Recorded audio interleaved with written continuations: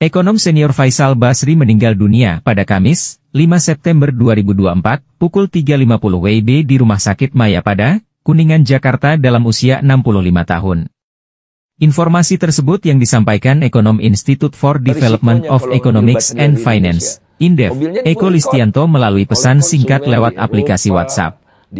Mohon doanya semoga rahimahullah diberikan tempat terbaik Jannatul Firdaus, 1987-88. Penghargaan Dosen Teladan 3 Universitas Indonesia, 1996. Penghargaan Pejuang Anti Korupsi 2003, diberikan oleh Masyarakat Profesional Madani, MPM, Gedung Joang 45, Jakarta, 15 Januari 2004. FEW Award 2005 untuk kategori prestasi, komitmen dan dedikasi dalam bidang sosial kemasyarakatan, Depok, 17 September 2005. Pak Jokowi jangan berbohong ke rakyat lagi. Udah berulang kali Pak Jokowi itu menyesatkan rakyat karena seolah-olah cuannya 530 triliun. Kita dapat cuan, itu cuma 5% aja yang kita nikmati, sisanya China. Kalau ini diteruskan di strategi yang sekarang, ada yang berkomitmen akan melanjutkan, cilaka kita. Kegagalan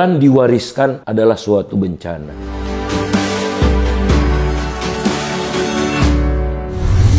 Selamat datang di channel Abraham Samad Speak Up.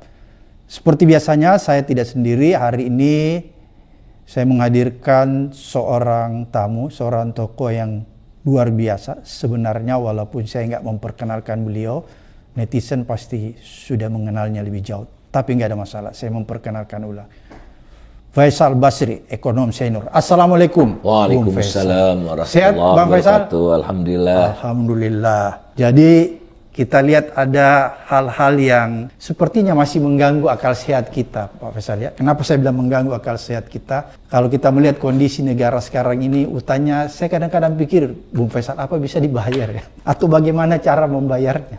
Jadi ada dua, bagaimana cara membayarnya atau apa bisa dibayar? Pertanyaan ketiga, apa yang menyebabkan sampai terjadi penumpukan utang yang begitu besar? Apa yang dilakukan pemerintahan ini sebenarnya sehingga ada tumpukan utang yang menurut saya itu agak fantastik. Seolah-olah kalau saya membayangkan, walaupun saya bukan seorang ekonom, tapi saya ini agak sulit membayarnya, Bung Faisal. Kira-kira apa yang terjadi nih? Menohok nih langsung ke utang. Jadi kita pakai data 10 tahun terakhir gitu ya. Itu menunjukkan utang melonjak. Iya. Sekarang 8.000. Udah lewat. Oh, udah lewat. Wah, iya. Karena mengambil ancang-ancang Desember ini utang ditambah. Terjadi lonjakan utang untuk menjaga rupiah agar stabil. Kemudian untuk berjaga-jaga kalau ada apa-apa, cadangan ada. Piawai sekali memang Pak Jokowi ini untuk mempersiapkan segala sesuatunya agar tahun pemilu ini ekonomi tidak bergejolak, setidaknya itu. Jadi dia jaga kestabilannya ya? Dia jaga rupiah jangan sampai anjlok, karena kalau rupiah anjlok dan harga-harga naik, itulah yang paling mengganggu para pemilih. Karena langsung dirasakan. Oleh karena itu hampir semua negara yang sadar akan itu, pemilu itu inflasi dijaga. Dan Pak Jokowi sejak awal jadi presiden itu jaga sekali, kan dia bicara tim pemantau inflasi di daerah. Apa itu TPID, dia tanya ke Prabowo, Pak Prabowo nggak tahu singkatannya, dan diulang oleh anaknya ini kemarin. Nah, kembali ke utang. Jadi kemauannya banyak sekali. Kita tahu ibu kota, kereta cepat, segala macam. Nafsu besar, tenaga kurang. Artinya justru penerimaan pajak selama era Pak Jokowi merosot tajam. Tax ratio ya. Tax ratio. Tax ratio merosot tajam, mencapai level terendah sepanjang sejarah Republik Indonesia, hanya 1 digit. Sedemikian rendahnya pajak itu sehingga kita itu di dunia nomor 134 dari 143 negara. Sedemikian sangat rendahnya. Nah, jadi kalau pengeluaran naik terus, pendapatan turun terus, kan makin menganga. Dan menganga itu ditutup dengan utang. Bang Abraham tadi menyampaikan apa bisa dibayar. Sudah tidak bisa sebetulnya. Waduh. Maksudnya sudah tidak bisa itu karena pengeluaran APBN kita di luar bayar bunga utang. Oke. Jadi pengeluaran APBN di luar bunga utang itu sudah lebih rendah daripada penerimaannya. Defisit dong. Artinya apa?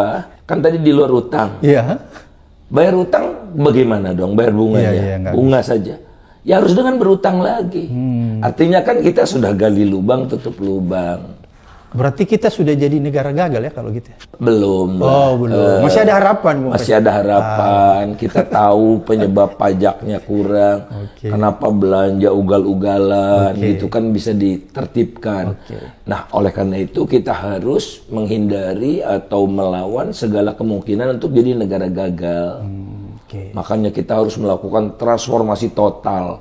Atau Karl Polanyi mengatakan great transformation. Jadi udah bisa itu perbaikan. Wah, ini harus lebih baik. Nggak bisa. Capres-capres itu harus menyampaikan secara lugas bahwa yang kita lakukan ada harus perubahan total dari mindset dan sebagainya supaya kita tidak jadi negara gagal. Tindakan yang luar biasa harus dilakukan ya. Kalau dalam fisika itu ada kuantum kayak itu, lompatan-lompatan. Lompatan kuantum ya. Karena belum yang lain-lain ya.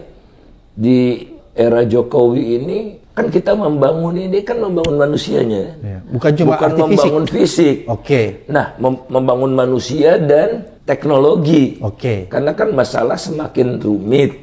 Daya persaingan makin ketat. Oleh karena itu kita harus mengandalkan pada inovasi kan. Inovasi ada kalau ada research and development. Sehingga keluarlah produk